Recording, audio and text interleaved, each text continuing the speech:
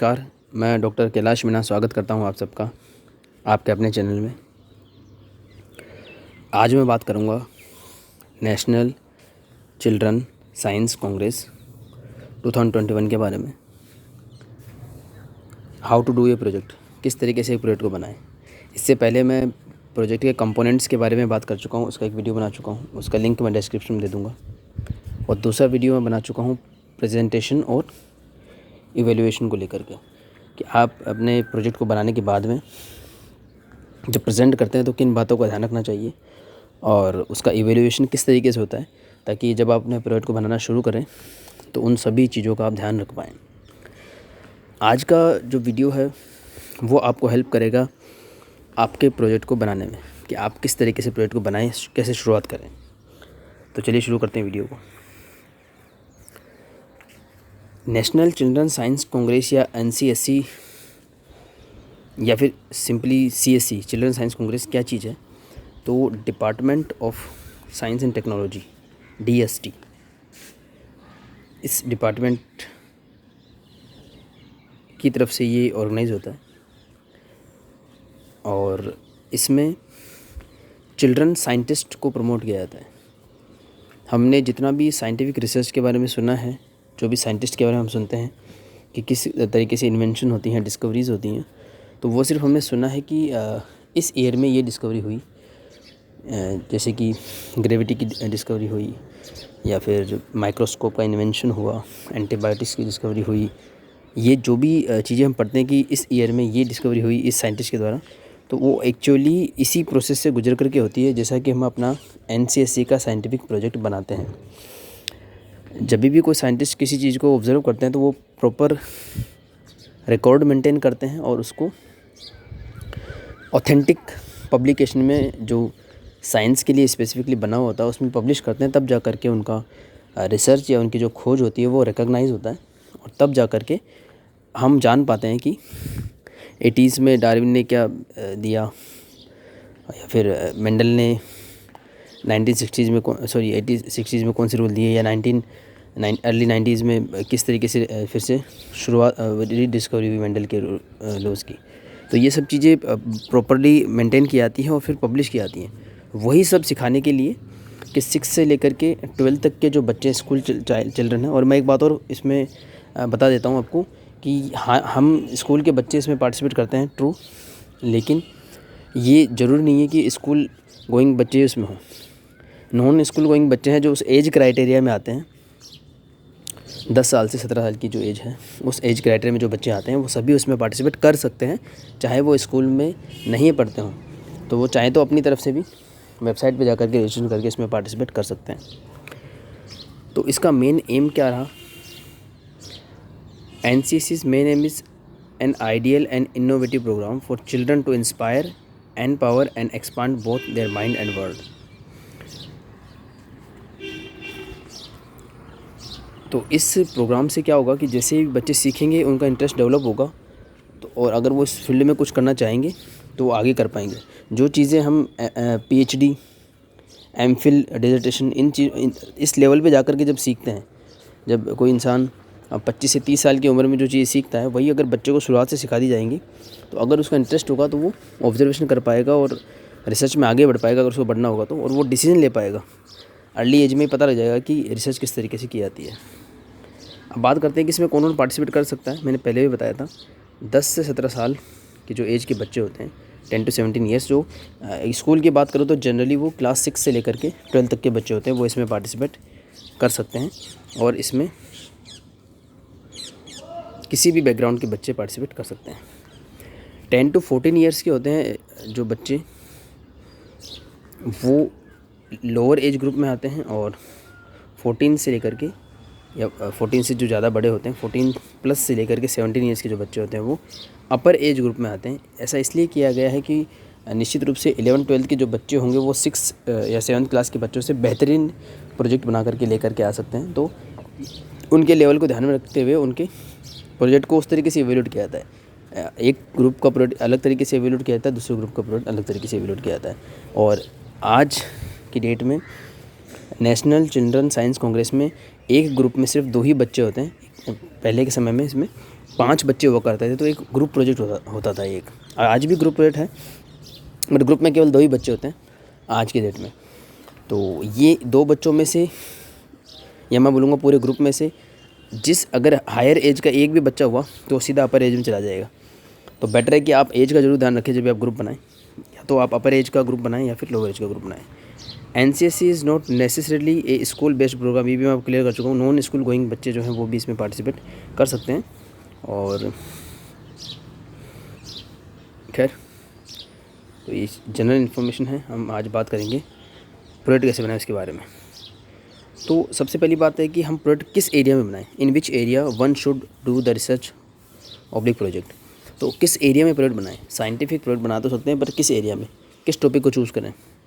तो इसका सॉल्यूशन ये है, मैंने आपको पहले बताया कि एक फोकल थीम होती है जो हर साल अनाउंस होती है और 2 साल तक वो सेम रहती है। जैसे कि मैं अगर आज जो बात करने जा रहा हूँ, ईयर 2020 में भी वही सब थीम थी, थीम एंड सब थीम्स थी, और 2021 में भी सेम है। अगले साल वो चेंज हो जाएगा। तो जिन बच्चों ने लास्ट ईयर पार्टिसिपेट किया है, या जिन बच्चों ने लास्ट ईयर का पार्टिसिपेंट देखा है, इवन लास्ट ईयर के पार्टिसिपेशन की कुछ वर्चुअल वीडियोज़ भी यूट्यूब पर अवेलेबल हैं। कुछ बच्चों ने वो 8 से 10 मिनट का जो प्रेजेंटेशन था उसे भी यूट्यूब पे डाला है। तो अगर हम उसे भी देखेंगे तो हमको काफ़ी क्लैरिटी मिलेगी इसके बारे में। काफ़ी हेल्पफुल होता है ये। लास्ट ईयर सेम सब थीम थी, तो काफ़ी कुछ सेम रहता है। तो जिनको भी थोड़ा बहुत भी जिन्होंने पार्टिसिपेट किया है वो फिर से पार्टिसिपेट कर सकते हैं, या फिर अपने फ्रेंड्स को वो गाइड कर सकते हैं। The children are expected to carry out projects related to the focal theme and identified sub themes. मैं बताऊंगा कौन सी फोकल थीम और कौन सी सब थीम्स हैं। तो जो फोकल थीम एंड सब थीम्स हैं उनसे रिलेटेड ही प्रोजेक्ट होने चाहिए। और अभी के जो रिसेंट ईयर्स हैं इनमें जो थीम एंड सब थीम्स आ रही हैं वो काफ़ी इंक्लूसिव हैं। वो एनवायरनमेंट को कवर करती हैं, वो हमारी सोसाइटी को कवर करती हैं, वो हमारे ट्रेडिशनल नॉलेज सिस्टम को कवर करती हैं, साइंस एंड टेक्नोलॉजी को कवर करती हैं, मॉडलिंग को कवर करती हैं, मैथमेटिक्स को कवर करती है। तो काफ़ी कुछ कवर करती हैं। बस ये है कि हमको प्रॉपर्ली इसको प्लेस करना आना चाहिए। रैंडमली जो भी हमने ऑब्ज़र्व किया है तो हमको पता होना चाहिए कि ये साइंस के किस एरिया से रिलेटेड है, ताकि हम उसको प्रॉपर्ली प्लेस कर पाएँ। ये भी एक सीखने लायक चीज़ है इसमें। Activity guide books are available to help guide teachers and child scientist. देखिए, जो बच्चे नेशनल चिल्ड्रन साइंस कांग्रेस का प्रोजेक्ट बनाते हैं उन बच्चों को हम बोलते हैं चाइल्ड साइंटिस्ट। और जो उनके सब्जेक्ट टीचर या कोई और टीचर भी, जैसे कि मान लो बच्चे प्रोजेक्ट बना रहे हैं और एक ऐसे टीचर हैं जो उनको पढ़ाते नहीं है पर फिर भी उन्हें गाइड कर रहे हैं साइंस कांग्रेस के लिए, तो वो उनके गाइड टीचर हो सकते हैं। जनरली ये आपके साइंस टीचर होते हैं 6 to 8 या 6 to 10 तक, और 11th-12th में फिजिक्स केमिस्ट्री बायोलॉजी जो भी आपके टीचर हों, या कंप्यूटर साइंस ऑफ कोर्स, तो वो आपके गाइड टीचर हो सकते हैं। तो guide teachers and child scientist दोनों की हेल्प के लिए एक्टिविटी गाइड बुक्स अवेलेबल होती हैं। आपको ये कहाँ से मिलेगी? मेरे जो लास्ट 2 वीडियो हैं उनके डिस्क्रिप्शन में मैंने लिंक डाला हुआ है, जिन वीडियो की लिंक भी मैं इस वीडियो में डाल दूंगा, और इसी में भी मैं लिंक डालने की कोशिश करूँगा एक्टिविटी गाइड बुक का। तो आप उसे डाउनलोड करें, काफ़ी ऑथेंटिक डॉक्यूमेंट है वो। और सबसे अच्छी बात ये कि जो फोकल थीम एंड सब थीम्स है उनका डिटेल उसमें दिया हुआ है, इंटरेस्टिंग वे में है वो काफ़ी। उसमें स्केचेस बने हुए हैं, इंटरेस्टिंग लगेगी आपको। और उसमें पेजेस थोड़े ज़्यादा हैं, बाय द वे 200 के करीब पेजेस हैं, लेकिन डरने की कोई ज़रूरत नहीं है। आपने जो भी एरिया सेलेक्ट किया है उस एरिया के मुश्किल से 20-25 पेज होंगे, और थोड़ा सा उसमें इंट्रोडक्शन होगा, कुछ स्केचेस होंगे, कुछ इन्फॉर्मेशन होगी, और कुछ सैम्पल प्रोजेक्ट बताए हुए होंगे, और कुछ एडिशनल प्रोजेक्ट आइडियाज़ होंगे जो काफ़ी हेल्पफुल होंगे हमारे लिए। तो ये इस आप एक्टिविटी गाइड बुक को एक बार ज़रूर देखें, वो मिल जाएगी आपको डिस्क्रिप्शन के लिंक में। एक ग्रुप ऑफ 2 चिल्ड्रन, मैं बता चुका हूँ कि 2 बच्चे का ग्रुप बनता है, can do the project with the help of scientist, school science teachers, coordinators of school science clubs activities. मतलब कहीं से भी, इवन अपने पेरेंट्स से, फ्रेंड्स से, कहीं से भी इन्फॉर्मेशन लेकर के आप अपने प्रोजेक्ट को बना सकते हैं। एक बात हमेशा माइंड में रखें, जब भी आप नेशनल चिल्ड्रन साइंस कांग्रेस, ये सिंपली चिल्ड्रन साइंस कांग्रेस में पार्टिसिपेट करें, या आप सोच रहे हैं बनाने की प्रोजेक्ट, तो आप जैसे ही कोई भी एक्टिविटी शुरू करें, चाहे आपने किसी टीचर से सलाह ली, आपने इंटरनेट पे कुछ सर्च किया, किसी बुक में कुछ पढ़ा। फॉर एग्जांपल, अगर आपको एनवायरमेंटल इश्यूज़ पे कोई प्रोजेक्ट बनाना है और आपने चैप्टर क्लास 10th का साइंस में एनवायरमेंटल इश्यूज़ पढ़ा, या फिर आपने क्लास 9th का कोई साइंस या सोशल साइंस का टॉपिक पढ़ा, जो भी आपने किया उसको आप एक डायरी में नोट करते जाएं डेट के साथ में। वो डायरी आपको आगे काफ़ी काम आएगी। उस डायरी को लॉग बुक बोला जाएगा, वो भी मैं बता चुका हूँ पहले, और मैं फिर बताऊँगा, और उस पर वीडियोज़ बनाऊँगा। तो रिकॉर्ड कीपिंग बहुत ज़रूरी है इसके अंदर समय के साथ साथ। और 3 महीने का काम इसमें दिखाना ज़रूरी है, मैं कई बार बता चुका हूँ। अगर आपको क्वालिफाई करना है, आगे सिलेक्ट होना है, तो आपकी जो डेली डायरी है, जिसको कि हम लोग बुक बोलते हैं, उसमें 3 महीने काम शो होना ज़रूरी है, तो आप इस तरीके से उसको प्लान करें।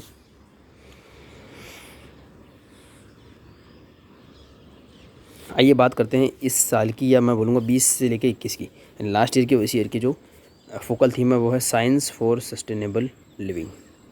तो जब भी आप अपना प्रोजेक्ट बनाएंगे, आपने ग्रुप मेंबर चूज़ कर लिए। अगर आप बनाने का सोच रहे हैं तो आप एक ग्रुप मेंबर हो गए, दूसरे आपके क्लासमेट या फ्रेंड हो सकते हैं जो आपके ग्रुप मेंबर हो सकते हैं। उनमें से जो भी प्रेजेंट करना चाहे प्रोजेक्ट को, उसको हम बोलेंगे ग्रुप लीडर। ये हो गई आपकी focal theme science for sustainable living. आपका स्कूल होगा, आपको पता होगा, अगर आप हमारे स्कूल से हैं तो आपका स्कूल हो जाएगा केंद्रीय विद्यालय NS वालसुरा। तो इस तरीके से आप एक कवर पेज खुद ही बना सकते हैं, जैसे ही आपने डिसाइड कर लिया। क्योंकि आप अपना नाम ग्रुप लीडर, अपने फ्रेंड का नाम ग्रुप मेंबर, या फिर आपके फ्रेंड का नाम ग्रुप लीडर और आपका नाम ग्रुप मेंबर में लिख सकते हैं। गाइड टीचर, अपने साइंस टीचर का नाम लिख सकते हैं उसमें।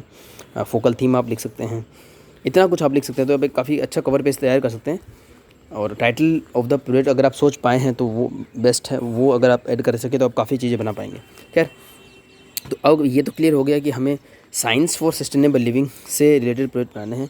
सस्टेनेबल लिविंग क्या होता है ये मैं आपको थोड़ी देर में बताऊंगा, एग्जांपल लेके बताऊंगा। और आप इसके लिए इकोलॉजी वाला जो पार्ट होता है, एनवायरनमेंट का जो पार्ट होता है, वो अगर आप पढ़ेंगे तो आपको समझ में आएगा सस्टेनेबल लिविंग क्या होता है। जैसे क्लास 7th की मैं बात करूँ तो शुरुआत में जो न्यूट्रिशन एनिमल्स और न्यूट्रिशन प्लांट्स जो चैप्टर है, उसमें ऐसा कुछ जिस्ट आपको मिलेगा। या फिर क्लास 8, 9, 10th में जो एनवायरनमेंट वाले टॉपिक होते हैं, जैसे ओजोन लेयर वाला जो है, नॉइज़ पोल्यूशन है, एयर पोल्यूशन है, या फूड, जो क्लास 10 तक आते आते फूड चेन, फूड वेब, या inter relatedness of creature because of their food habits, ऐसे जो टॉपिक अगर आप पढ़ेंगे तो आपको सस्टेनेबल का मतलब समझ में आता जाएगा। मैं हालांकि थोड़ा क्लियर करने की कोशिश करूँगा इसमें, पर ये सब चीज़ें आपको एक्टिविटी गाइड बुक में अच्छे समझ में आएंगी। मैं हालांकि इसमें थोड़ा सा आपको हल्का सा फ्लेवर दे दूंगा कि सस्टेनेबल लिविंग क्या होती है। बात कर लेते हैं सब थीम्स की। तो जो सब थीम्स इन 2 ईयर्स के लिए है, फर्स्ट सब थीम है ecosystem for sustainable living, second होगा appropriate technology for sustainable living, third होगा social innovation for sustainable living, fourth है design development and modelling for sustainable living, और फिफ्थ होगा traditional knowledge system for sustainable living. तो ये इस एक सब थीम की जानकारी में समय लगेगा। एक्टिविटी गाइड बुक आपको हेल्प करेगी, या आप मुझे कमेंट्स में बताइए कोई स्पेशल सब थीम की आपको जानकारी चाहिए तो मैं वो दूंगा, या उसके लिए अलग से एक वीडियो प्लान करना पड़ेगा काफ़ी बड़ा। तो बात कर लेते हैं प्रीवियस ईयर्स में कौन कौन सी सब थीम्स थी। बस एक इन्फॉर्मेशन लिए मैंने डाला है इसमें कि अब तक 2-2 साल के लिए कौन सी सब थीम रही है। जैसे कि 20-21 के लिए हमारे पास में है साइंस फॉर सस्टेनेबल लिविंग। इससे पहले की जो सब थीम थी 18-19 के लिए वो थी science technology and innovation for a clean green and healthy nation. और आप अगर अपने स्कूल में जो भी एक्टिविटीज़ होती हैं, एक्स्ट्रा करिकुलर एक्टिविटी, अगर आप उसको याद करेंगे तो आपको याद आएगा कि आपने काफ़ी क्लीनिंग और इस तरीके की प्लांटिंग ऑफ ट्रीज़, जैसे कि वन महोत्सव, ऐसी काफ़ी एक्टिविटीज़ करी होंगी। तो आपको ये थीम काफ़ी कनेक्टेड फील होंगी। 16-17 के लिए था ये science technology and innovation for sustainable development, अभी सस्टेनेबल लिविंग चल रहा है। तो चलिए, ये एक छोटी सी इन्फॉर्मेशन थी कि कौन सी थीम सब थीम अब तक कवर हो चुकी है। नेचर ऑफ साइंस प्रोजेक्ट, तो अब आपको फोकल थीम क्लियर हो चुका है, सब थीम क्लियर हो चुका है, उनसे रिलेटेड आपको प्रोजेक्ट बनाना है। पर ओवरऑल प्रोजेक्ट कैसा होना चाहिए? Innovative, simple and practical, represent team work. अब फिलहाल हमको पता है कि टीम 2 बच्चों की होगी। Are based on exploration of everyday life situation, यानी आप आसपास जो ऑब्जर्व करते हैं या उसका कैसा यूज़ करते हैं उस पर डिपेंड करेगा।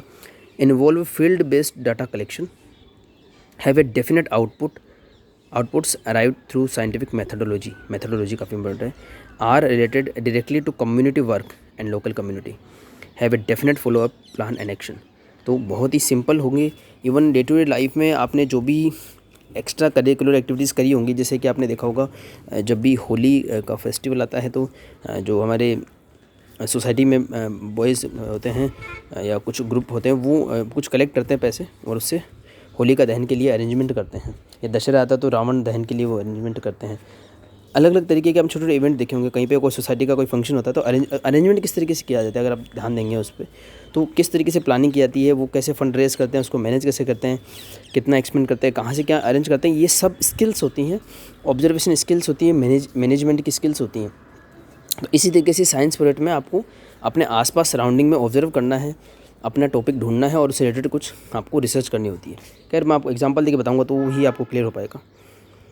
और कुछ छोटी मोटी चीज़ें इसके बारे में, तो ये क्लियर है कि थीम एंड सब थीम से रिलेटेड होना चाहिए, मैं डिस्कस कर चुका हूँ। और अपने सराउंडिंग में ही अगर आप कर पाएँ तो उसके सिलेक्ट होने की पॉसिबिलिटी बढ़ जाएगी। और क्या है इसमें एक्स्ट्रा,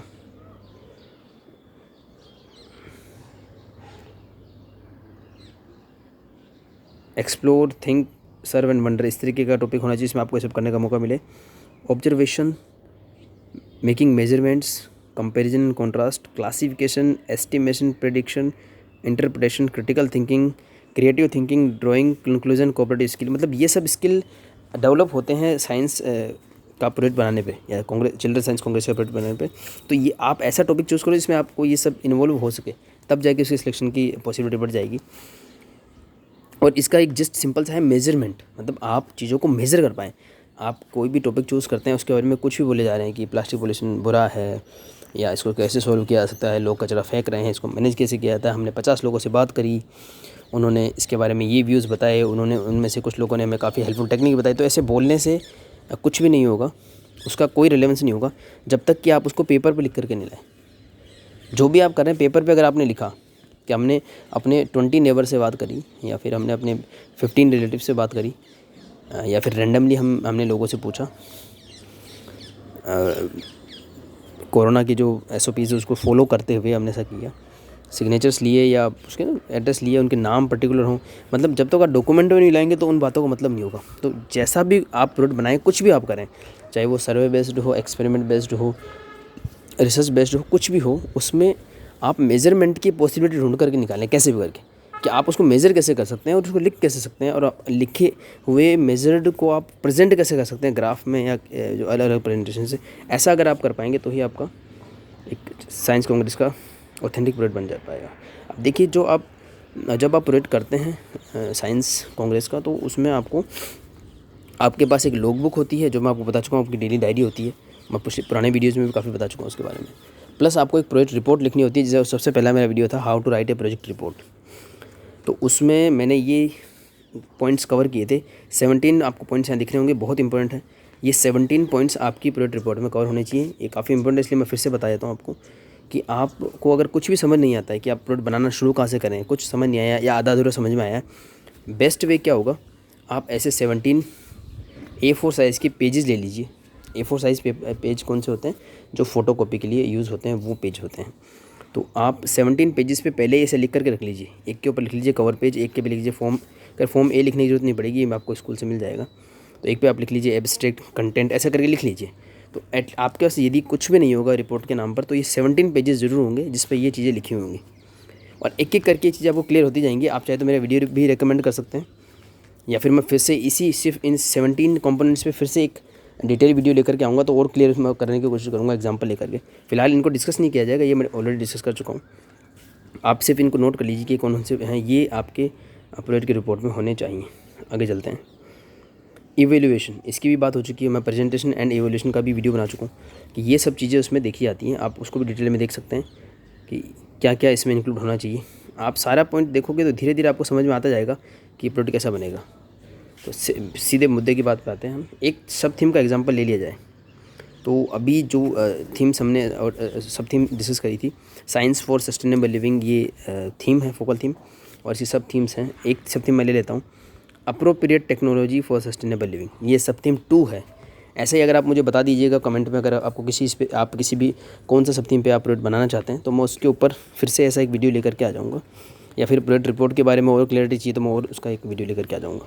तो पहले हम बात करते हैं कि अप्रोप्रिएट टेक्नोलॉजी होती क्या है। तो सोसाइटी में हम जब रहते हैं, हमको कई तरह की ज़रूरत पड़ती है, जैसे कि हमको फ्रेश वाटर की ज़रूरत पड़ती है, घर की ज़रूरत पड़ती है, ट्रांसपोर्टेशन होता है, स्कूल्स हम जाते हैं तो इंफ्रास्ट्रक्चर होता है, कई तरीके की टेक्नोलॉजी हम यूज़ करते हैं। तो उस टेक्नोलॉजी में क्या कोई मॉडिफिकेशन की पॉसिबिलिटी है, क्योंकि टेक्नोलॉजी हर 10-20 साल में बदल जाती है। कंस्ट्रक्शन के थोड़े से पैटर्न चेंज हो जाते हैं, किचन वेयर्स हैं, किचन का एक स्ट्रक्चर चेंज हो जाता है, ट्रांसपोर्टेशन का स्ट्रक्चर चेंज हो जाता है, फ्यूल की अवेलेबिलिटी, उनकी अफोर्डेबिलिटी और चीज़ें चेंज होती जाती हैं। इवन स्विच बोर्ड अगर आप देखेंगे, पहले हम कौन से यूज़ करते थे, फिटिंग जो लाइट एंड प्लम्बिंग की फिटिंग होती है घरों में, वो चेंज होती जाती है। पुराने पैटर्न होते हैं, नए पैटर्न चेंज होते रहते हैं। तो कौन सा बेस्ट है, क्या जो लेटेस्ट है वो बेस्ट है या फिर वो बेस्ट नहीं है, कौन सा एनवायरमेंटली ठीक है, हमारे लिए ठीक है, और कौन सा सस्टेनेबल है। सस्टेनेबल का वर्ड मैं थोड़ा इस प्रेजेंटेशन के बाद नेक्स्ट स्लाइड में बताने की कोशिश करूँगा, तो आपको थोड़ा क्लियर होगा। तो इसमें जो अप्रोप्रिएट टेक्नोलॉजी कैसी होती है, उसके क्या फीचर होते हैं, वो मैंने इसमें कलेक्ट किए। देखिए, require only small amount of capital. आप जो भी प्रोडक्ट बनाएं या कुछ भी करें, उसमें इनएक्सपेंसिव अगर वो होगा तो उसकी पॉसिबिलिटी होगी कि वो सिलेक्ट हो, क्योंकि वो सोसाइटी के तभी काम आ सकता है जब वो अफोर्डेबल हो। Use of locally available materials, relatively labour intensive but more productive than many traditional technology. क्योंकि ऑलरेडी जो टेक्नोलॉजी है, अगर उससे ज़्यादा अच्छी आप नहीं लेके आए तो उसका कोई फ़ायदा नहीं है। अगर उसमें ज़्यादा आपको मेहनत लग रही है, पैसा भी ज़्यादा लग रहा है, उसका कोई आउटपुट नहीं है, तो उस प्रोडक्ट का मतलब नहीं निकलेगा। हालांकि आप फिर भी काफ़ी कुछ लर्न कर जाएंगे। Small enough scale to be affordable, can be understood. आप पढ़ सकते हैं एक एक करके इनको। तो ये कुछ फीचर हैं अप्रोप्रिएट टेक्नोलॉजी के। मैं यहाँ पे एग्जांपल को ज़्यादा डिस्कस करना चाहूँगा, इसलिए मैं इसको जल्दी से स्किप कर देता हूँ। आप उसको वीडियो को पॉज करके नोट कर सकते हैं, पढ़ सकते हैं उनको। तो एग्जांपल ले लेते हैं। तो अप्रोप्रिएट टेक्नोलॉजी में मैंने ये एग्जांपल कहाँ से लिया है, बाय द वे, ये जो स्क्रीनशॉट आपको दिख रहा है ये है एक्टिविटी गाइड बुक, जो मैं पहले मेंशन कर चुका हूँ। तो एक्टिविटी गाइड बुक में सारी सब थीम्स कवर हैं, थीम की जानकारी है, काफ़ी सारे स्केचेस हैं, रेफरेंसेस दिए हुए हैं, और प्लस बहुत सारे प्रोजेक्ट आइडियाज़ दिए हुए हैं और कुछ एग्जांपल दे रखे हैं। तो ये एक प्रोजेक्ट नंबर 3 उसमें दिया हुआ था, तो मैंने इसको चूज़ किया डिस्कशन के लिए। तो देखिए, इसमें लिखा हुआ है performance assessment of biomass based cooking stoves. यानी आपने घर पे कुकिंग स्टोव देखे होंगे, एलपीजी का आपने स्टोव देखा होगा, इससे पहले केरोसिन ऑयल वगैरह के थे, वो मैंने देखे हुए हैं, हो सकता है आपने देखे हों। गाँव में जो होता है वो लकड़ी से जलने वाले चूल्हे होते हैं, और उनकी भी अलग अलग डिज़ाइन होती है। काफ़ी कुछ सिंपल होते हैं, कुछ थोड़े से कॉम्प्लिकेटेड होते हैं। ये थोड़ा सा कॉम्प्लिकेट दिख रहा है। तो इसमें यह है कि बायोमास बेस्ड कुकिंग जो स्टोव्स होते हैं, उनकी परफॉर्मेंस को पता लगाना कि कैसा वो परफॉर्म करते हैं। ये है अप्रोप्रिएट टेक्नोलॉजी वाला जो है, उस सब थीम में आएगा ये। तो बैकग्राउंड क्या है, सबसे पहले इंट्रोडक्शन क्या होता है कि क्या होते हैं चूल्हे। तो इसमें लिखा हुआ है biomass is traditionally use for fuel for cooking in most part of rural India. Biomass क्या होता है, लिविंग ऑर्गेनिजम्स जो हमको मिलते हैं, जैसे कि वुड है वो प्लांट से मिलता है, पुराना जो कोल हमको मिलता है वो भी एंशिएंट वेजिटेशन का ही रिमेन है। तो ये इसको हम बायोमास बोलते हैं। सिंपली होता है लकड़ी जलाने से या गोबर के जो उपले हम जलाते हैं वो बायोमास वाला फ्यूल होगा। तो biomass in the form of tubes, मतलब लकड़ी की जो टहनियाँ होती हैं, branches, tree leaves, waste biomass, bio residue like straw, cotton straw, ये सब जो है इनको यूज़ किया जाता है कुकिंग स्टोव में। Biomass cooking stove is heated by burning wood, charcoal, animal dung. तो सिंपली ये तो फिर भी थोड़ा सा कॉम्प्लिकेट बना रखा है, और ना मैंने जो गांव में देखा वो ऐसा चूल्हा बना देते हैं, इस तरीके का चूल्हा होता है गांव में, बस इतना सा। तो इसमें क्या करते हैं कि इस तरीके से लकड़ियाँ वगैरह भर देते हैं और सिंपली इसको जला दिया जाता है। तो आग ऐसे निकलती है।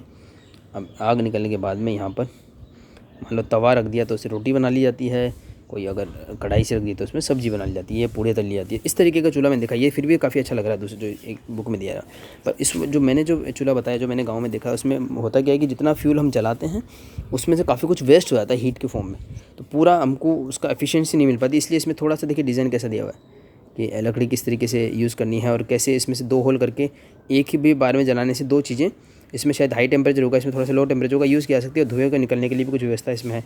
तो ये डिज़ाइन हो सकता है हमारे गांव में प्रचलित ना हो, किसी और गांव में हो। तो अगर कोई बच्चे के गांव में ऐसा है और वो बता दे कि इसमें ये बेनिफिट है, तो हो सकता है हम उसको फॉलो करें। यही इसका एम है। तो आगे चलते हैं। These type of stoves are most commonly way of cooking, heating food, developing countries, variety of cooking stoves, biomass burnt। ठीक है, ये इसका थोड़ा इंट्रोडक्शन था। तो इंट्रोडक्शन हम कैसे निकाल सकते हैं, इंट्रोडक्शन हम खुद बना सकते हैं, या फिर हम डिफरेंट न्यूज़पेपर में पढ़ सकते हैं, मैगजीन से पढ़ सकते हैं, या फिर इंटरनेट पर सर्च करके जो भी हमारे लोकेलिटी में है। जैसे कि मान लो मैं जामनगर गुजरात में रहता हूँ, कोई मध्य प्रदेश में रहता है, महाराष्ट्र में रहता है, जहाँ पे भी वो रहते हैं, राजस्थान में, तो जहाँ पे उनके लोकली किस तरीके के चूल्हे वगैरह यूज़ होते हैं और कौन कौन सी पॉसिबिलिटीज़ हैं वो उसमें बना सकते हैं। अब आप सोचेंगे कि ये जो प्रोडक्ट का आइडिया है वो तो बुक में दे रखा है, एक्टिविटी गाइड बुक में, तो सभी के लिए अवेलेबल होता है, ये तो रिपीट हो जाएगा या फिर कॉपी हो जाएगा। इसीलिए हमने बात की जब एनसीसी की प्रोडक्ट कैसे होनी चाहिए, वो होनी चाहिए स्पेसिफिक एंड पर्टिकुलर, और जो लोकेलिटी से रिलेटेड होनी चाहिए। तो अगर आप बोलोगे कि comparison of different type of चूल्हास in surrounding areas, in surrounding villages of Jamnagar, और फिक्स बता दोगे इस विलेज में जो भी आपके अप्रोच में होगा, अगर आप किसी विलेज से बिलोंग करते हैं तो, या जहाँ से भी आप एक्चुअल इन्फॉर्मेशन लेकर के आ सकते हैं। यानी अगर आप आसपास के जामनगर के गाँव में गए हुए हैं तो वहाँ पे अगर आपने एक्चुअली फ़ोटोग्राफ्स क्लिक किए हैं, आपको पता है कि ये चूल्हा कैसे बनता है, तो वो स्पेसिफिक हो गया। तो अब किसी ने अगर महाराष्ट्र के चूल्हे का जो कंपैरिजन दिया है या राजस्थान का दिया है, तो वो जामनगर का तो नहीं दे पाएगा। तो ऑटोमेटिकली आपकी प्रॉब्लम जो है स्पेसिफिक हो जाएगी। तो आप अपना जो title of the product choose करें। एक और मैं आपको फिर से बैक ले चलता हूँ। एक और मिस्टेक मैंने बच्चों में देखी, मैंने जो कि बच्चों को अगर मैंने बताया कि बेटा ये फोकल थीम एंड सब थीम है, तो वो समझ नहीं पाते कि इसमें करना क्या है। उनको लगता है कि जो है ये जो थीम एंड सब थीम बता रखी है, उनके बारे में लिख करके प्रेजेंटेशन अच्छी से बनानी है। ऐसा नहीं करना। जैसे कि मैंने एक बच्चा बोलता है कि सर मेरा टॉपिक हो जाएगा traditional knowledge system for sustainable living. तो मैंने बोला ये आपका टॉपिक नहीं हो सकता, ये आपका टाइटल ऑफ द प्रोडक्ट नहीं हो सकता। Traditional knowledge system for sustainable living एक सब थीम है। अब ट्रेडिशनल नॉलेज सिस्टम से रिलेटेड आप टाइटल सोच सकते हो, तो वो उसके लिए आपको हेल्प मिले तो आपको थोड़ा सा गाइड बुक को पढ़ना पड़ेगा 20-25 पेज, तो आपको क्लियरिटी होगी कि ट्रेडिशनल नॉलेज सिस्टम से रिलेटेड आप कौन सा टाइटल बना सकते हो। इवन जो एग्जांपल दिया हुआ है और एडिशनल प्रोजेक्ट आइडियाज़ दिए हुए हैं, उनको भी आप थोड़ा सा मॉडिफाई करके अपनी लोकेलिटी से कनेक्ट कर दोगे तो हो जाएगा। जैसे कि आप गांधीनगर मोमाई नगर में अगर रहते हैं जामनगर में, तो आप बोलोगे कि यहाँ पे आसपास का जो सराउंडिंग एरिया है उससे रिलेटेड प्रॉब्लम है, कोई भी एनवायरमेंटल प्रॉब्लम है, प्लम्बिंग का प्रॉब्लम है, पार्किंग का प्रॉब्लम है, ऐसा कोई टॉपिक चूज़ करें जो किसी सोशल प्रॉब्लम से रिलेटेड हो।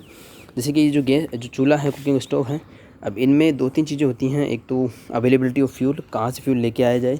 दूसरा, क्या वो पोल्यूशन कॉज करते हैं, कितने एफिशिएंट होते हैं। तो ये सब चीज़ें अगर कंपेयर करके हमको एक डाटा मिल जाए कि वो यूज़फुल है या नहीं है, तो हो सकता है उनको फॉलो किया जाए। या जो बाकी लोग थोड़ा सा नॉन साइंटिफिक वे फॉलो कर रहे थे, अगर वो इसको फॉलो करें तो क्या पता उनका एनर्जी बच जाए या फ्यूल उनका थोड़ा बच जाए, अफोर्डेबल हो जाए। ऑब्जेक्टिव्स, तो इस प्रोजेक्ट को करने के पीछे उस बच्चे का क्या ऑब्जेक्टिव हो सकता है? To access the design variations in the various type of biomass based cook stoves in our locality, तो वो हमारे लोकेलिटी से जुड़ जाएगा। To assess the performance of various type of biomass based cook stove, ये एम हो गया। लेकिन ये जो इसमें आइडिया दे रखा है, ये पूरा प्रोजेक्ट नहीं है। मैं बता दूँ, पूरा जो प्रोजेक्ट होगा उसमें ये 17 कंपोनेंट्स होंगे। मैं कई बार बता चुका हूँ। कवर पेज आप बना पाएंगे, जैसे आपने टाइटल सोच लिया तो सारा कवर पेज बन जाएगा। फॉर्म ए आपको मिल जाएगा स्कूल से, या आप नेट पर सर्च कर सकते हैं। एक काम करूँगा, मैं उसका भी जो है PDF प्रोवाइड करने की कोशिश करूँगा इसमें लिंक में। एब्स्ट्रैक्ट मतलब जब आप अपना पूरा प्रोजेक्ट बना लेंगे तो उसकी समरी है। तो इस तरीके से ये सारे कंपोनेंट होने चाहिए। इंट्रोडक्शन, मैं जो बता रहा हूँ कि आप सर्च करेंगे उससे इंट्रोडक्शन बनेगा। एम्स आ गया, अभी आपके साथ बात हुई थी। हाइपोथेसिस मैंने पहले भी बात करी है, मैं इसलिए कर रहा हूँ ताकि वो एग्जांपल क्लियर हो जाए। हाइपोथेसिस मतलब आपकी सोच क्या होती है, परिकल्पना। आप सोचते हैं कि नहीं यो इसमें से 3-4-5 डिज़ाइन कुकिंग स्टोव कैसे होंगे जो आपको लगता है कि वो एफिशिएंट होंगे। हो सकता है कि वो हों। जब आप अपनी पूरी रिसर्च कंप्लीट करेंगे तो ये भी रिजल्ट निकल सकता है कि हाँ वो एफिशिएंट थे, या कंक्लूजन निकल सकता है हाँ वो एफिशिएंट थे और उनको यूज़ करना चाहिए। या फिर आपको लग सकता है नहीं वो एफिशिएंट नहीं निकले, दूसरे टाइप के एफिशिएंट हो सकते हैं। तो इस तरीके से आप नीड स्टेटमेंट एंड रेलेवेंस, आपकी स्टडी का कोई रेलेवेंस है, हाँ वो है। क्योंकि अभी भी गांव में काफ़ी लोग जो है इस तरीके के कुकिंग स्टोव यूज़ करते हैं, वो लकड़ी का यूज़ करते हैं, काव डंग का यूज़ करते हैं, तो हाँ वो रेलेवेंट है। और अगर उसमें अगर आपको इम्प्रूवमेंट बताएंगे जो काफ़ी कॉस्ट इफेक्टिव हो, तो वो सोसाइटी के काम आएगा। आपकी मेथोडोलॉजी क्या रहेगी? अब आप कैसे पता करोगे कि ये जो कुकिंग स्टोव है वो अप्रोप्रिएट है कि नहीं? तो मेथोडोलॉजी ये रहेगी कि आप डिफरेंट, एक गांव अगर आप उससे बिलोंग करते हैं तो आप डिफरेंट डिस्टेंस पे अलग, क्योंकि एक जो लोकेलिटी होगी उसमें तो सारे लगभग चूल्हे एक जैसे मिलेंगे। तो आप अलग अलग गाँव में जाके देख सकते हैं कि वहाँ पे किस किस तरह के चूल्हे मिलते हैं, या एक ही गांव में अलग अलग डिस्टेंस पे क्या लोग अलग तरह के चूल्हे यूज़ करते हैं, उनको क्या फ़ायदा नुकसान होता है, और उसको मेजर करने की कोशिश करेंगे। पूछ लेंगे कि भाई साहब 1 किलो लकड़ी या 5 किलो लकड़ी में आप कितना खाना बना पाते हो। तो ऐसे कुछ सर्वे हो सकते हैं, कुछ एक्सपेरिमेंट हो सकते हैं, आप खुद देख सकते हो, फोटोग्राफ्स क्लिक कर सकते हो। तो कोई भी मेथोडोलॉजी आप फॉलो कर सकते हो। सर्वे बेस्ड मेथोडोलॉजी हो सकती है, समझ रहे हो, ऑब्जर्वेशन बेस्ड हो सकती है। तो वो फिर ऑब्जर्वेशन आपको क्या मिले, आपने देखा कि 3-4-5 तरीके के चूल्हे यूज़ किए जाते हैं, उसमें जो है इतनी लकड़ी पे इतना आउटपुट मिलता है, या फिर उनमें कोई डिफरेंस नहीं होता है, या लोग नहीं बता पा रहे हैं, तो आपने क्या किया, वो ऑब्जर्वेशन आता है। डाटा एनालिसिस एंड इंटरप्रिटेशन, तो आपने जो भी कलेक्ट करा, आप 4 से 5 गाँव में देखा, या एक ही गाँव में कई होम आपने देखे, उसमें आपको 4-5 तरह के चूल्हे मिले, उसमें अलग अलग तरीके से लकड़ी को यूज़ किया। कई बार दाल बनाने में कितना समय लगा, चावल बनाने में कितना समय, चपाती बनाने में कितना समय लगा, तो आप कंपेयर कर सकते हैं। वो होता है डाटा का एनालिसिस एंड इंटरप्रिटेशन। फिर आप हमको कैसे समझाएंगे? आपने 50 लोगों से बात करी, खूब 10 तरह के चूल्हे देख लिए, 2 गांव देख लिए, तो सारा डाटा आप लिखते जाएंगे, तो उसको फिर हमें समझाने के लिए आपको उसका कंक्लूजन निकाल के दिखाना पड़ेगा। Result, conclusion, solution to the problem. तो आप प्रॉब्लम, कौन सी प्रॉब्लम लेकर पकड़ के गए थे? ये तो कोई प्रॉब्लम थी क्या? हाँ ये प्रॉब्लम थी। प्रॉब्लम ये थी कि अब फ्यूल्स की कमी हो रही है, हर बार जो रूरल जो पीपल हैं उनको ये ट्यूब्स वगैरह नहीं मिल पाती हैं फ्यूल, और चूल्हे का अगर अप्रोप्रिएट डिज़ाइन हो, उनके पास जो अवेलेबल फ्यूल है उसको मैक्सिमम उनको बेनिफिट मिल पाए, तो वो फ्यूल लंबे समय तक चलेगा।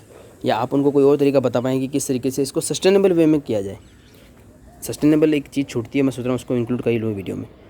और फ्यूचर ये रह गया, फ्यूचर प्लान होगा इसमें लिखा, फ्यूचर प्लान। तो आगे आपका कोई प्लान है जब आप अपने प्रोडक्ट बनाते हैं कि हाँ मैं इसको और आगे स्पेशलाइज करना चाहूँगा, ये अगर इंक्लूड आप करेंगे ना कुछ लाइन भी, तो आपका प्रोडक्ट सेलेक्ट होने की पॉसिबिलिटी बढ़ जाएगी। एक्नॉलेजमेंट, आपने जब ये प्रोडक्ट करा तो आप गाँव में गए, कुछ लोगों ने आपका वेलकम करा, कुछ लोगों ने समय निकाल करके आपको चूल्हा दिखाया, फ़ोटो लेने दी, आपको समझाया कि हम ऐसे यूज़ करते हैं, आप उनके सामने बैठ गए, तो आप उन सभी लोगों को थैंक्स बोल सकते हैं। एक्नॉलेजमेंट में यही होता है। जिन भी लोगों ने आपकी हेल्प करी, इवन आपके साइंस टीचर ने आपको इसके बारे में बताया, या आपने नेट पे रिसर्च करा, आपके पेरेंट्स ने आपकी हेल्प करी, अगर वो आपको गांव तक लेके गए, आप उन्होंने इंट्रोडक्शन कराया, इवन आपके ग्रैंड पेरेंट्स यदि हैं और वो गांव में रहते हैं तो उन्होंने आपकी हेल्प करी, जो भी उनको आप एक्नॉलेज दे सकते हो। और फिर रेफरेंस, मतलब इस सारे काम के लिए आपने जो भी स्टडी करा कहीं से भी कोई मटेरियल, उसको आप रेफरेंस या बिब्लियोग्राफी जिसको बोलते हैं वहाँ पे आप दे सकते हो। तो फिर मैं आपको थोड़ा सस्टेनेबल का मतलब और समझा दूँ इसी में, तो क्लियर हो पाएगा आपको थोड़ा सा, वो मैं आपको बता देता हूँ। साइंस फॉर सस्टेनेबल लिविंग, इसके बारे में काफ़ी जानकारी आपको मिल जाएगी नेट पे या एक्टिविटी गाइड बुक में। मैं आपको एक छोटा सा एग्जांपल लेके बताना चाहूँगा। आपने एक्वेरियम देखा होगा जिसमें हम फ़िश को रखते हैं, काफ़ी लोग फेमिलियर होंगे, आई थिंक काफ़ी बच्चों ने देखी होगी। फ़िश हम रखते हैं तो हम क्या क्या ध्यान रखते हैं, हम देखते हैं कि उसमें पानी साफ़ सुथरा भरा हुआ हो। समय के साथ साथ ये पानी ख़राब हो जाता है, इसके कई कारण रहते हैं, जैसे फ़िशेज़ एक्सक्रीशन भी करती हैं, हम उनको जो फूड खिलाते हैं वो एक्यूमुलेट हो जाता है, उसकी वजह से वो पानी ख़राब हो सकता है। तो 7 दिन या 15 दिन में ये पानी हम चेंज कर देते हैं। और जो फ़िशेज़ उनको सफोकेशन ना हो या उनको पर्टिकुलरली ब्रीदिंग में प्रॉब्लम ना हो, इसलिए कई बार इसमें ऑक्सीजन पंप भी जो है एयर पंप लगा दिए जाते हैं जो बिजली से चलते हैं, और इससे उनको एयर फ्लो होता रहता है फ़िशेज़ के लिए। फूड हम उनको खिलाते हैं तो उसमें ध्यान रखते हैं कि हम कम भी ना खिलाएं और इतना ज़्यादा भी ना खिलाएं कि वो जो फूड मटेरियल है वो इसमें भर जाए और वो वाटर को स्पॉइल कर दे। और भी काफ़ी जो ध्यान रखा जाता है एक्वेरियम में। अगर हम एक्वेरियम को ऐसे बड़ा छोड़ दें, 5-7 महीने तक ना संभालें, तो निश्चित रूप से वो फ़िश सर्वाइव नहीं कर पाएगी, एक्वेरियम पूरी तरीके से डिस्ट्रॉय हो जाएगा। लेकिन अगर आप बात करें आपके गाँव में कोई पॉन्ड हो या आपने कहीं देखा हो कोई तालाब हो जो पहले से बना हुआ हो, उसमें भी फ़िशेज़ रहती हैं, फ्रॉग्स रहते हैं, पानी भरा हुआ होता है, वो फ़िशेज़ भी एक्सक्रीशन करती हैं, फ्रॉग्स भी एक्सक्रीशन करते हैं, सब कुछ होता है, खाना भी वो खाते हैं, जो भी अवेलेबल होता है। लेकिन उसकी केयर हमें नहीं करनी पड़ती। हम कभी भी जाके देखते कि उसमें ऑक्सीजन है कि नहीं, पानी चेंज करना है पॉन्ड का, ऐसा हम कभी भी नहीं करते। रीज़न क्या होता है कि जो पॉन्ड होता है या जो नेचुरल वाटर बॉडीज़ होती हैं, नेचुरल जो सिस्टम्स होते हैं, वो होते हैं सेल्फ सस्टेनेबल। सस्टेनेबल का मतलब होता है स्थायी या टिकाऊ। मतलब ऑटोमेटिकली सारी व्यवस्था होती है कि कौन से प्लांट ग्रो होंगे, वाटर प्लांट, जिनको कौन सी फिशेज़ खाएंगी, और दूसरी जो मीट ईटर फिशेज़ है वो उन फिशेज़ को खाएंगी। अगर कोई फ़िश डेड हो जाती है, अगर कोई प्लांट डेड हो जाता है, तो उसको कौन से क्रीचर ख़त्म करेंगे, ठीक है, बैक्टीरिया फंजाई है, डिकम्पोजर्स होते हैं, हालांकि लैंड सिस्टम में ज़्यादा मिलते हैं। तो हर जगह का एक सिस्टम होता है, चाहे फॉरेस्ट की बात करें, चाहे आप वाटर की बात करें, कहीं की बात करें। एक फॉरेस्ट की अगर आप बात करो तो ऑटोमेटिक सिस्टम होता है, वहाँ पे आपको मेंटेन नहीं करना पड़ता कि हर एक जानवर की जाके आपको केयर नहीं करनी पड़ती कि वो किस तरीके से खाना खाएगा। अगर आप ज़ू में आप एनिमल्स को देखेंगे तो उनकी केयर आपको करनी पड़ती है। तो जो आप आर्टिफिशियल जो सिस्टम होते हैं, जैसे कि जूलॉजिकल पार्क है, बॉटनिकल गार्डन्स हैं, एक्वेरियम है, ये सब आर्टिफिशियल सिस्टम है। तो जो भी आप आर्टिफिशियल सिस्टम बनाते हैं, जैसे स्पेस क्राफ्ट की आपने काफ़ी मूवीज़ वगैरह देखी होंगी, तो आपने देखा होगा कि जो हमारे स्पेसशिप में जो जाते हैं वो पूरा सूट पहनते हैं वहाँ की, बिकॉज जो है स्पेस में जहाँ पे भी हम हमारा मिशन होता है, फॉर मार्स है या मून है, हो सकता है कि वहाँ पे ऐसा एटमॉस्फेयर ना हो, एटमॉस्फेयर प्रेशर ना हो, तो अपने शरीर को बचाने के लिए वो सूट पहनते हैं। प्लस ऑक्सीजन सिलेंडर्स होते हैं, उनको स्पेशल टाइप का फूड उनको खाने को मिलता है, और ग्रेविटी का अलग एक्सपीरियंस होता है, अलग टाइप के, या समझ लीजिए कि जो अर्थ की ग्रेविटी है वैसी ग्रेविटी उनको देखने को नहीं मिलती। तो उसके लिए हैबिचुअल होना पड़ता है, ट्रेनिंग होती है। तो बहुत सारा एक्सपेंडिचर, बहुत सारी टेक्नोलॉजी रिसोर्सेज यूज़ करके स्पेस क्राफ्ट में जो है जाया जाता है। पर अगर हम यहाँ धरती पर चल रहे हैं, ऐसे ही स्कूल जा रहे हैं, अपने घर पे बैठे हुए हैं, तो ये सब चीज़ें ऑटोमेटिकली हो रही हैं। सारा कुछ, हमें ऑक्सीजन भी मिल रहा है, हम ग्रेविटी को भी फील कर पा रहे हैं, हमने इतने सालों में चलना भी सीख लिया है। तो ये सस्टेनेबल है, जो अपने आप हो रहा है वो सस्टेनेबल है, क्योंकि उसमें काफ़ी सारे creatures, living factors and non living factors involve हैं। तो ये ऑटोमेटिकली जो नेचुरली आया है इतने लाखों सालों में, 4.5 बिलियंस ऑफ ईयर्स ओल्ड हमारी अर्थ हो चुकी है। तो इस जितने भी प्लांट्स, एनिमल्स हैं, ये सब सस्टेनेबल इस एक सिस्टम का हिस्सा हैं। लेकिन अब जब हम इंडस्ट्रियलाइजेशन जो हम कर रहे हैं या हम अपने आर्टिफिशियल होम बनाते हैं, उसमें हर तरह की हम फैसिलिटी करते हैं, जैसे एसी हमने यूज़ करा, डिफरेंट हम टेक्नोलॉजी यूज़ करते हैं, मोबाइल फ़ोन्स यूज़ करते हैं, जो टीवी स्क्रीन्स हम यूज़ करते हैं, कंप्यूटर्स, ये सब पहले से नहीं था, इवॉल्व होने में समय लगता है, फिर हम एडजस्टमेंट करते हैं। तो अब जो हमारी लाइफ स्टाइल है, फ्यूल हम कैसे एक्वायर करते हैं एनवायरनमेंट से, फूड हम कैसे एक्वायर करते हैं, ट्रांसपोर्ट के लिए हमें एनवायरनमेंट से की ज़रूरत होती है, हम जो लैंड को क्लीन करते हैं, या हमको रेजिडेंशियल कॉलोनीज़ बनानी होती है तो हम जो है डिफॉरेस्टेशन करते हैं। तो काफ़ी सारे ऐसे फैक्टर है, उससे क्या होता है, नेचुरल जो रिसोर्सेज हैं वो हमारे लिए कम अवेलेबल हो जाते हैं बिकॉज ऑफ पॉपुलेशन ग्रोथ, और काफ़ी सारे फैक्टर्स काम करते हैं। तो सस्टेनेबल किसको बोलते हैं, मैं आपको सिंपल सा एग्जांपल दे के बताऊँ कि एक पेड़ पे बहुत सारे आपको पेड़ की लकड़ियाँ चाहिए जलाने के लिए, तो अगर ऑटोमेटिकली जो सूखी हुई डेड ट्विग्स हैं, अगर आप उनको तोड़ के ले आएंगे, जलाएंगे, कोई नुकसान नहीं होगा। कुछ दिन बाद फिर कुछ और डेड ट्विग्स बन जाएंगी और नई नई उसमें जो है ब्रांचेस निकलती आएंगी। इस तरीके से पेड़ कभी ख़त्म भी नहीं होगा और आपका काम भी होता रहेगा। मान लो बर्ड्स एक पेड़ के फल खाते हैं, तो ऐसा नहीं होता कि बर्ड पूरे ट्री को ख़त्म कर देते हैं, वो थोड़ा थोड़ा फल खाते रहते हैं, फल और उगते रहते हैं, और वो खाते रहते हैं, फिर उगते रहते हैं, ख़राब भी होते रहते हैं। फ्लावर्स आपने देखा होगा, फ्लावर्स खिलते हैं, सूख जाते हैं, फिर नए खिल जाते हैं, सूख जाते हैं, फिर नए खिल जाते हैं, सूख जाते हैं। आपने सदाबहार का देखा होगा, या चाइना रोज़ का फ्लावर तो आपने डेफिनेटली देखा होगा। हर दिन वो खिलते हैं, हर दिन मुरझा जाते हैं, फिर कुछ नए फूल खिलते हैं। तो अगर जो खिले हुए फूल अगर आप उनको तोड़ के ले जाएँ तो कुछ नुकसान नहीं होगा। हर दिन 3-4 फूल अगर आप ले लेते हैं, पर अगर एक साथ ही आप पूरा प्लांट को उखाड़ के ले जाएँ, कि जितने भी बर्ड्स भी सब ले जाएँ, तो फिर वो उस प्लांट का अस्तित्व ख़त्म हो जाएगा।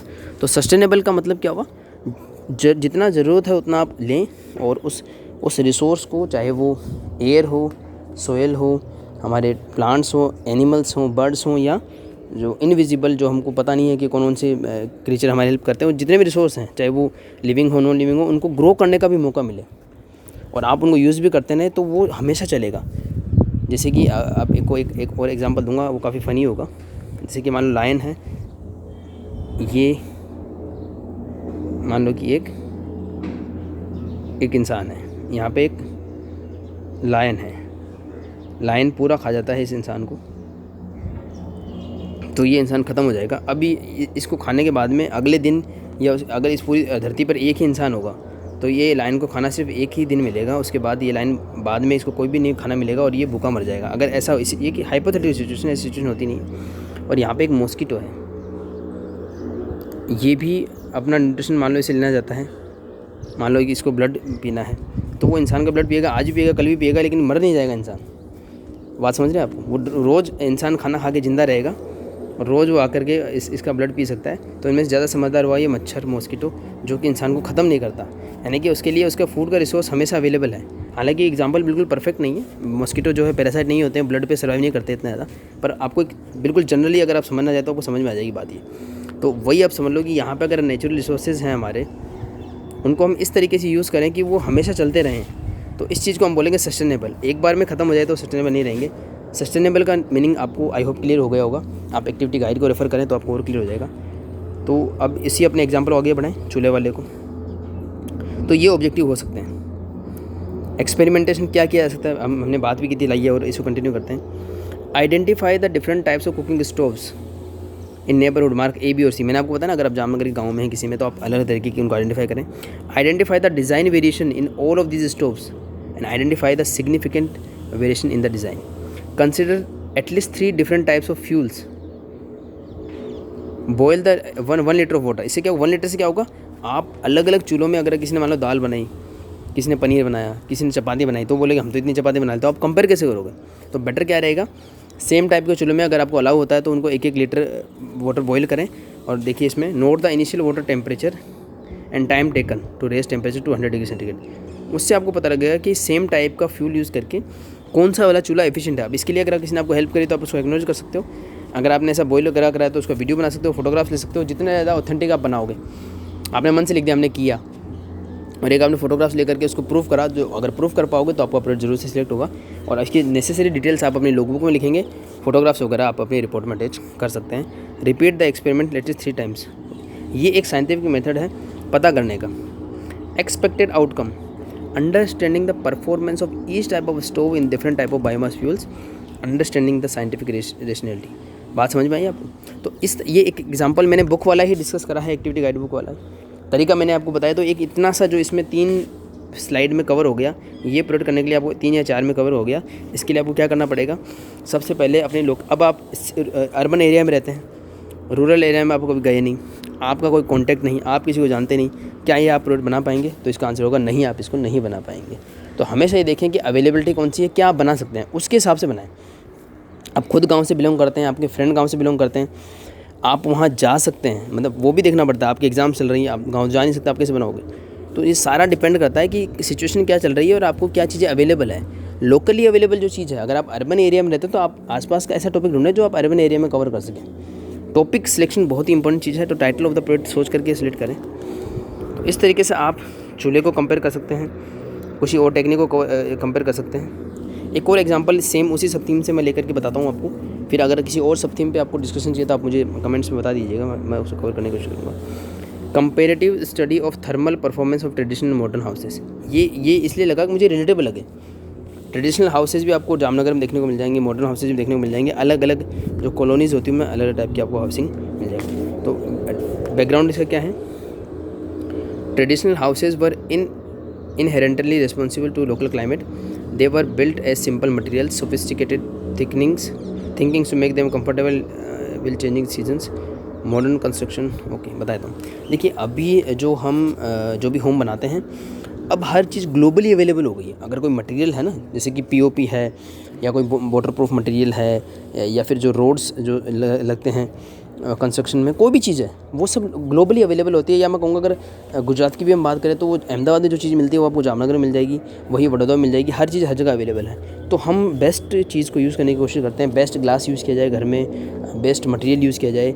लेकिन पहले के समय में क्या होता था कि क्योंकि इतनी कनेक्टिविटी नहीं थी, ट्रांसपोर्टेशन इतना नहीं था और इतना ज़्यादा जो इंटरनेट की वजह से कनेक्टिविटी नहीं थी और जो जो है मोबाइल फ़ोन्स वगैरह भी अवेलेबल नहीं थे, तो हर जगह का जो एनवायरनमेंट होता था उसके हिसाब से होम बनते थे। जैसे कि मैं राजस्थान की बात करूँ, डेजर्ट से बीकानेर जैसे, जैसलमेर जैसे जो एरिया हैं, वहाँ के होम इस तरीके से बनाए जाते थे कि वो ठंडे रहें।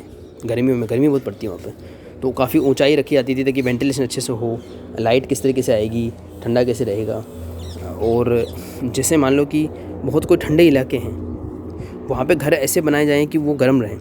आपको एग्जांपल देके बताता हूँ, आपने ग्रीन हाउस इफेक्ट पढ़ा होगा कि कार या बस में जो कांच होते हैं वो बंद होती है पूरी तरीके से, और अगर धूप में खड़ी रह जाए आपकी कार काफ़ी समय तक, आप जैसे उसको ओपन करते हैं, या बस में आप कभी पिकनिक गए हों, बस धूप में खड़ी रह गई बंद, तो बहुत गर्म लगती है वो। फिर जैसे विंडोज़ आप ओपन करते हो, हवा अंदर आती है, धीरे धीरे वो एक इक्विलिब्रियम आता है, बाहर जैसा टेम्परेचर हो जाता है। या फिर कार में आप एसी वगैरह ऑन करते हो।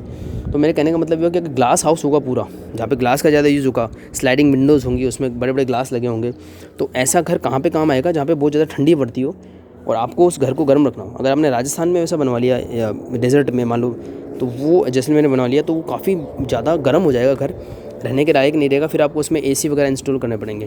तो ये इसमें क्या होता है कि अगर आपने रिसर्च करा और आपने बताया कि किस लोकेलिटी में कैसे होम पहले बनाए जाते थे और क्या वो अब रेलेवेंट है, उनको बनाना इजी है, क्या वो क्लाइमेट के हिसाब से हैं और क्या कॉस्ट इफेक्टिव हैं, कि भाई अगर लाइट ना भी हो, इलेक्ट्रिसिटी, तो भी क्या हम सर्वाइव कर सकते हैं, तो वो काफ़ी हेल्पफुल हो सकते हैं। तो इस तरह के प्रोडक्ट का एम ये होता है। Modern construction by contrast is not responsive to climate and requires lot of external energy to keep it cool. तो अब क्या होगा, सेम टाइप के अगर घर होंगे तो एसी उसमें ज़रूरी होगा अगर बहुत ज़्यादा गर्म है तो, और भी कई तरह की चीज़ें हैं, क्योंकि सेम होगा तो हर जगह का जो लोकेलिटी में क्लाइमेट चेंज, जो क्लाइमेट जो एनवायरनमेंट है वो सेम नहीं होता, लेकिन होम एडजस्ट हो जाते हैं इस वजह से। The purpose of the project is to compare the thermal performance during summer and winter months to evaluate the suitability. Objective evaluate the thermal performance of traditional modern houses. ठीक है, जैसे आपने चूल्हे में किया वैसा आप इसमें कर सकते हैं। अगेन इसके लिए आपको क्या करना पड़ेगा, थोड़ा सा नेट पे सर्च करना पड़ेगा, लोकेलिटी में सर्च करना पड़ेगा, किस तरीके के घर बनते हैं अभी लेटेस्ट, किस तरीके के घर बिल्डर बनाते हैं, किस तरह के लोग पसंद करते हैं और कैसा वहाँ पे क्लाइमेट या एनवायरनमेंट है। मेथडोलॉजी लेबोरेटरी थर्मोमीटर, तो आपको टेम्परेचर अगर आपको मेजर करना है तो आपको वो चाहिए होगा। एक्सपेरिमेंटेशन, तो सिंगल स्टोरीड हाउस है या उसमें आप टेम्परेचर वगैरह करेंगे। ड्रोग्राफ्स, कंपेयर टू सिस्टम्स, ठीक है। तो इसमें फिर अगर आपको थर्मोमीटर अवेलेबल नहीं है तो आप इस तरीके के जो है प्रोडक्ट को अवॉइड करें। मेरी बात समझ में आई आपको? आप ऐसा ही प्रोडक्ट चूज़ करें आज के समय में। अगर आप 6 to 8 के स्टूडेंट हैं, आप अगर स्कूल नहीं जाते हैं तो आप उस प्रोडक्ट को अपने घर के ही आसपास कंप्लीट कर पाएँ। और अगर आप स्कूल जाते हैं, 9 to 12 में हैं, आपको लेबोरेटरी की फैसिलिटीज़ अवेलेबल है, तो आप ऐसा भी चूज़ कर सकते हैं। डिपेंड, मैं आपको बोल रहा हूँ हमेशा ऐसा प्रोडक्ट चूज़ करें जो आप अपने घर के आसपास कर सकते हैं या अपनी स्कूल के सराउंडिंग में उसको पूरा कर सकते हैं। स्कूल में जो लेबोरेटरी में अवेलेबल फैसिलिटीज़ है उनको यूज़ करके पूरा कर सकते हैं। Expected outcome, understand the thermal performance of traditional modern houses and scientific reasons behind the differences. तो इसके लिए आपको पहले से जो अवेलेबल कंटेंट है वो आपको सर्च करना पड़ेगा, आपको कुछ सर्वे करना पड़ेगा, कुछ एक्सपेरिमेंटेशन करना पड़ेगा। और वो जो 17 कंपोनेंट्स मैंने आपको बताए, आप चाहे तो मेरा वीडियो फिर से देख लेना, how to write a project report, या फिर मैं फिर से उन 17 कंपोनेंट्स को लेकर के एक एलोबरेटरी वीडियो बना दूंगा। और अगर आपको किसी और सब थीम से रिलेटेड कोई और आपको टॉपिक डिस्कस करना है, जैसे आप अगर एक्टिविटी गाइड बुक पढ़ेंगे तो अलग अलग सब थीम के अलग अलग आपको एग्जांपल्स दिखने को मिलेंगे। आप कोई भी एग्जांपल को डिस्कस करना चाहे तो मुझे कमेंट में बता दीजिएगा, मैं नेक्स्ट वीडियो में इसको कवर करने की कोशिश करूँगा। तो ये कुछ एडिशनल प्रोजेक्ट आइडियाज़ थे उसी सब थीम से रिलेटेड जो एक्टिविटी गाइड बुक में दिए हुए थे। ऐसा ही हर एक सब थीम के बाद दिए होंगे। तो आप अगर एक बार सब थीम सेलेक्ट करके एक बार थोड़ा एक्टिविटी गाइड पढ़ने का थोड़ा समय निकाल लें तो आप बेहतरीन प्रोजेक्ट बना सकते हैं। तो आपको समझ में आएगा कि एक्चुअली किस तरीके का ये रिसर्च है, कैसे इसमें बनाया जाता है। तो ये कुछ आइडियाज़ है। देखिए, design optimization of solar cooking system, use of traditional methods of storing food grains, ये भी बहुत अच्छा है। आप देखते होंगे कि घर में पहले के टाइम पे जब रेफ्रिजरेटर्स अवेलेबल नहीं थे तो फूड को प्रिजर्व कैसे करते थे, ड्राई करके करते थे। अदरक का सौंठ बना लिया इस तरीके से, तो ड्राई करके करते हैं फ्रूट प्रिजर्व। तो उनका क्या फ़ायदा होता है, क्योंकि आप ये मानिए कि अभी हमारा जो भी सिस्टम चल रहा है, चाहे रेफ्रिजरेटर्स हों, AC हों, मोबाइल सिस्टम्स हों, कंप्यूटर, अगर इलेक्ट्रिसिटी नहीं होगी तो सारे सिस्टम एकदम से फेल हो जाएंगे। कई बार ऐसा होता भी है। अभी 14 सितंबर के आसपास जामनगर में बाढ़ की थोड़ी चेतावनी आई थी, तो काफ़ी पानी मतलब भरा भी कुछ घरों में और इलेक्ट्रिसिटी तुरंत बाधित हो जाती है। तो जितने भी काम आपको ईजी लगते हैं, ईज़िली आपने व्हाट्सएप पे कुछ भी शेयर कर लिया या आपने AC चालू कर लिया, वो सारे एकदम से रुक जाते हैं। तो अगर ऐसी कभी सिचुएशन आती है और हमारे पास ऐसी टेक्निक्स अवेलेबल होती है तो हम उस सिचुएशन में भी सर्वाइव कर सकते हैं। इसलिए ये काफ़ी इंपॉर्टेंट है, साइंटिफिक थिंकिंग और ये प्रोडक्ट काफ़ी इंपॉर्टेंट है। Use of simple ropage, use of natural additives in making handmade paper rations. देखिए कितने अच्छे अच्छे आइडियाज़ हैं जो काफ़ी इंटरेस्टिंग भी लगते हैं। इनके बारे में जानने की हमको इच्छा भी होती है, तो क्यों ना ये प्रोडक्ट बना दी जाए। और मुझे किसी ने कमेंट में पूछा था कि इसको बनाने का फ़ायदा क्या है। मैं आपको फ़ायदा बताता हूँ। नंबर 1, आप NCSC से जुड़ते हैं और एक आपको प्लेटफॉर्म मिलता है। अगर आपका प्रोजेक्ट सेलेक्ट होता है तो आपको किशोर वैज्ञानिक सम्मेलन में आगे भाग लेने का हिस्सा जो है मौका मिलता है। दूसरा, आप अगर साइंस से जुड़े हुए हैं, 6 से लेकर के 12 तक साइंस पढ़ेंगे या उसके बाद भी अगर साइंस लेने का आपका विचार है तो ये आपको काफ़ी हेल्पफुल होगा। आपकी करियर अपॉर्चुनिटीज़ में भी काम का होगा, आपके जॉब इंटरव्यूज़ में आपको हेल्प करेगा अगर आप साइंस से रिलेटेड हैं। स्कूल लेवल पे जो टेम्परेरी बेनिफिट ये मिलता है कि आपकी साइंस में जो सब्जेक्ट एनरिचमेंट एक्टिविटीज़ होती हैं या फिर आपका 11th एंड 12th में जो इन्वेस्टिगेटरी प्रोजेक्ट होते हैं, मैं अपनी स्कूल की बात करता हूँ तो मैं बायोलॉजी पढ़ाता हूँ अपने स्कूल में।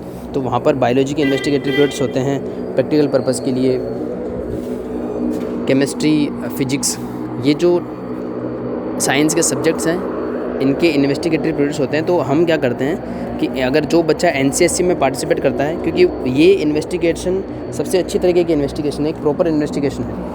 तो अगर ऐसे प्रोजेक्ट बच्चे बनाते हैं तो हम उसी प्रोजेक्ट को बेस बना करके केमिस्ट्री, फिजिक्स, बायोलॉजी और अदर टीचर उसी को बेस बना करके उससे एवेल्यूशन कर लेते हैं। तो जो बच्चा NCSC का प्रोजेक्ट बनाता है अप टू द मार्क, वो बच्चे को एक तो ये इन्वेस्टिगेटरी प्रोजेक्ट्स 11th 12th में नहीं बनाने पड़ते टर्म 1 के। अगर उस बच्चे का प्रोजेक्ट अच्छा सिलेक्ट हो जाता है आगे तो टर्म 2 के लिए भी उसको कंटिन्यू किया जा सकता है। तो उस बच्चे को टर्म 2 में भी इन्वेस्टिगेटरी प्रोजेक्ट नहीं बनाना पड़ता है। एक तो ये बेनिफिट है कि वर्क आपको लिमिटेड करना पड़ता है, सीखने को मिलता है और कई तरह के बेनिफिट मिलता है आपको NCSC के। तो सबसे पहली बात है इसमें इस प्लेटफॉर्म पे पार्टिसिपेट करने का मौका मिलता है। और जब आप पार्टिसिपेट करते हैं, अगर आपका project up to the mark नहीं भी है तो भी आप जब वहाँ पे जब उस एग्जीबिशन में हिस्सा लेते हैं, चाहे आप ऑनलाइन लें या ऑफलाइन लें, तो आपको अदर जो बच्चे हैं उनका प्रेजेंटेशन देखने को मिलता है। और जो बच्चे का प्रोजेक्ट सेलेक्ट होता है तो आपको समझ में आता है कि वो बच्चा प्रोजेक्ट इस वजह से सेलेक्ट हुआ। तो अगर आप क्लास 6 से ही अगर पार्टिसिपेट करना शुरू कर देते हैं तो क्लास 11 12 आते थे आपको काफ़ी एक्सपीरियंस होता है नेशनल चिल्ड्रन साइंस कांग्रेस में पार्टिसिपेट करने का। और ये हर साल होती है और इसकी सब थीम भी ऐसी होती है जो आपके साइंस सब्जेक्ट से रिलेटेड होगी। अगर आपने फिर से वीडियो पॉज करके आप रिवाइज़ कर सकते हैं कि जो थीम एंड सब थीम अब तक चली आ रही है वो सारी की सारी थीम आपने कहीं ना कहीं से पढ़ी है। साइंस एंड सोशल साइंस में आपने वो सब टॉपिक पढ़े हुए हैं। आपको सारे के सारे टॉपिक सब थीम या जो भी आप देखेंगे वो जाना पहचाने लगेगा, क्योंकि सेम कंटेंट आपको दिया जा रहा है। आप अगर NCSC में पार्टिसिपेट नहीं भी करते हैं तो भी आपको वही कंटेंट दिया जाता है अलग अलग तरीके से। इवन आप जो इन्वेस्टिगेटरी प्रोजेक्ट बनाते हैं, कोई भी फाइल बनाते हैं, एग्जीबिशन में पार्टिसिपेट करते हैं, कुछ भी आप करते हैं साइंस सोशल साइंस में जो भी नॉलेज एक्वायर करते हैं, इवन आपके लैंग्वेज के भी जो लेसन्स होते हैं आप उन पर भी ध्यान देंगे तो कुछ ना कुछ ऐसे आपको लेसन देखने को मिलेंगे जिसमें ये नॉलेज आपको दिया जाएगा।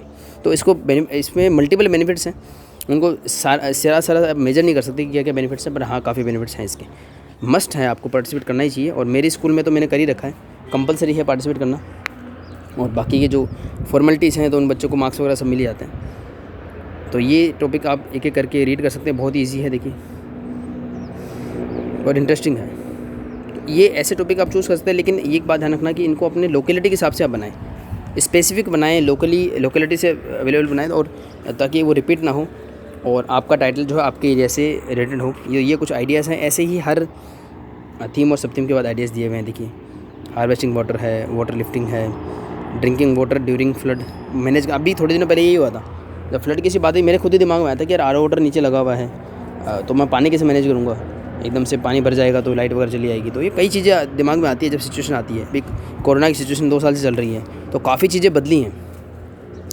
काफ़ी लोग, हमने कभी मास्क सुने भी नहीं थे, इवन घर में सफाई करते वक्त भी कभी मास्क नहीं लगाते थे, और अब मास्क काफ़ी कॉमन हो चुके हैं। तो जैसे सिचुएशन आती है वैसा लाइफ चेंज होती है। आप ये नहीं बोल सकते कि इतने सालों से चला रहा है तो कुछ चेंज नहीं होगा। तो कुछ भी सिचुएशन आ सकता है, बिना इलेक्ट्रिसिटी के भी जीना पड़ सकता है, और ऐसा नहीं कि हज़ारों सालों बाद हो सकता है कल ही वो सिचुएशन आ जाए। तो मैं नहीं बोल रहा हूँ ऐसी सिचुएशन आएगी, बट हाँ इस तरीके की साइंटिफिक इंक्वायरीज करने से हमको कई क्वेश्चंस के आंसर मिलना शुरू हो जाते हैं, और हम समझ पाते हैं कि साइंटिस्ट किस तरीके से काम करते हैं, और आगे हमको अगर रिसर्च फील्ड में जाना है, आई होप कि काफ़ी लोग उसमें जाएंगे, तो उसको किस तरीके से करना है। तो ये सारे के सारे आप कोई सा भी चूज़ कर सकते हैं, या अपने हिसाब से अपना title of the project select कर सकते हैं। तो जो भी बच्चे इसमें पार्टिसिपेट कर रहे हैं उनके लिए बेस्ट विशेष। और ये लास्ट ईयर का एक शेड्यूल है जो हर साल इसी तरीके से फॉलो होता है। तो ये शेड्यूल आपको हेल्प करेगा आपके प्रोजेक्ट को मैनेज करने में। ये देखिए आपको अभी ये नवंबर के आसपास हमारा स्टेट लेवल का ये ड्यू है। अभी आप अपना प्रोजेक्ट बनाएं और इसमें पार्टिसिपेट करने की तैयारी करें। इसके बाद ये इसका एक थोड़ा शेड्यूल रहता है। तो आप जब अपना बनाएं, जो लोगो बनाएं, तो उसमें ध्यान रखें सितंबर, अक्टूबर, नवंबर या अगस्त, सितंबर, अक्टूबर इनको शामिल करेंगे तो आपकी अच्छी लोगो बन जाएगी और सारा कुछ मैनेज हो जाएगा। इन चीज़ों का आप जरूर ध्यान रखें। टेंटेटिव डेट्स हैं, पर कंफर्म नहीं है, कंफर्म आपको स्कूल से पता लगेंगे। तो आप सभी लोगों को अंत तक बनाने के लिए और पूरे प्रेजेंटेशन को सुनने के लिए धन्यवाद। आगे मैं फिर से प्रोजेक्ट रिपोर्ट पे एक अच्छा और एलेबोरेटेड वीडियो बनाऊंगा, और अगर आपको कोई सब थीम के बारे में और जानकारी चाहिए और आप उसके एग्जांपल्स को डिस्कस करना चाहते हैं तो मुझे कमेंट्स में बताएं, मैं उस पर जरूर वीडियो लेकर के आऊँगा। सभी का एक बार फिर से धन्यवाद।